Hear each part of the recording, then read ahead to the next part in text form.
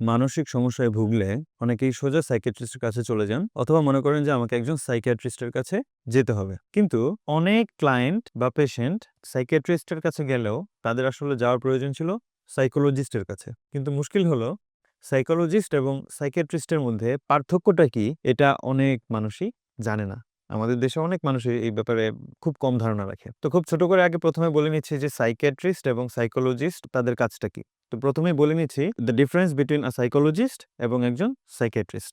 একজন সাইকিয়াট্রিস্ট হলেন medical doctor, MBBS, তারপর সাইকিয়াট্রিতে উনি স্পেশালাইজড পড়াশোনা করেছেন অ্যান্ড এভাবে উনি সাইকিয়াট্রিস্ট হয়েছেন। ওনার কাজ হলো ডায়াগনোসিস করবেন এবং মেডিসিন প্রেসক্রাইব করবেন। এটা হলো ওনার মূল কাজ। এবং প্রয়োজনে উনি সাইকোলজিস্টের কাছে রেফার করবেন যখন প্রয়োজন হবে বা যার প্রয়োজন হবে।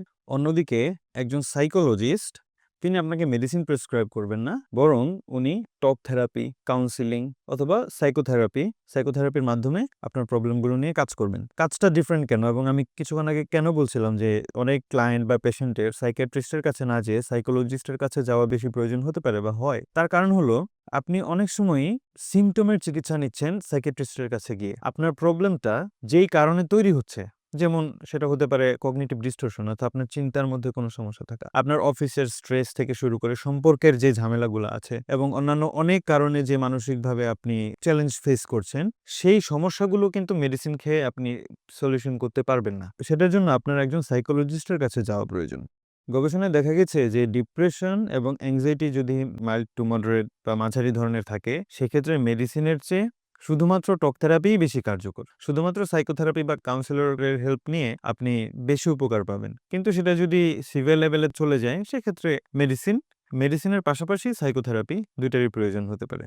মূল কথা হলো দৈনন্দিন যে সমস্যাগুলো আছে, যেমন অফিসের স্ট্রেস, সম্পর্কের সমস্যা, একাকিত্ব, আত্মবিশ্বাসের অভাব, এসব ক্ষেত্রে কিন্তু মেডিসিনের কোনো প্রয়োজনই নেই।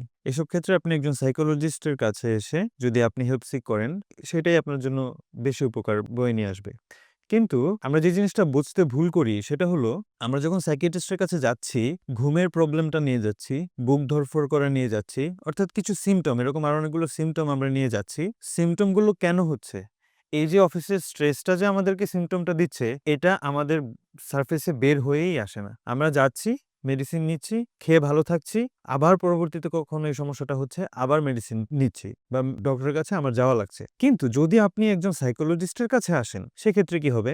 আপনি সাইকিয়াট্রিস্টের কাছ থেকে মেডিসিন নিলেন এবং আপনি সাময়িক ভালো আছেন। পাশাপাশি আপনি একজন সাইকোলজিস্টের কাছ থেকে এসে এই প্রবলেমগুলোর সলিউশন নিয়ে বিস্তর আলোচনা করে, কারণ সাইকোলজিস্ট তো অনেক দীর্ঘ সময় নিয়ে আপনার সাথে কাজ করবে এবং প্রপার ফর্মুলেশন, আপনার প্রবলেমের অ্যাসেসমেন্টগুলো সবকিছু ধরে নিয়ে কাজ করবে। ফলে আপনার যেটা হবে যে একজন সাইকোলজিস্টের সাথে সেশন নিয়ে আপনি শিখে যাবেন যে এই প্রবলেমগুলোর সাথে কিভাবে ডিল করতে হয়। কারণ শুধু মেডিসিন তো আপনাকে দিনের পর দিন, মাসের পর মাস, বছরের পর বছর ভালো রাখবে না এবং আপনি এত লম্বা সময় ধরেও মেডিসিন নিতেও পারবেন না আপনার বডিতে। সেজন্য মেডিসিনের পাশাপাশি সাইকোলজিস্টের কাছে গিয়ে আপনার প্রবলেমগুলোকে যদি আপনি কিভাবে ম্যানেজ করতে হবে এই ব্যাপারগুলো শিখে আসেন, that would be a better solution.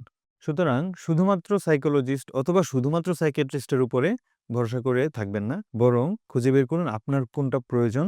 মানসিক স্বাস্থ্য মানে শুধু রোগ না থাকা নয়। মানসিক স্বাস্থ্য মানে মন ভালো থাকা, শক্তিশালী থাকা, প্রোডাক্টিভ থাকা। সবাই ভালো থাকবেন, সুস্থ থাকবেন। ধন্যবাদ।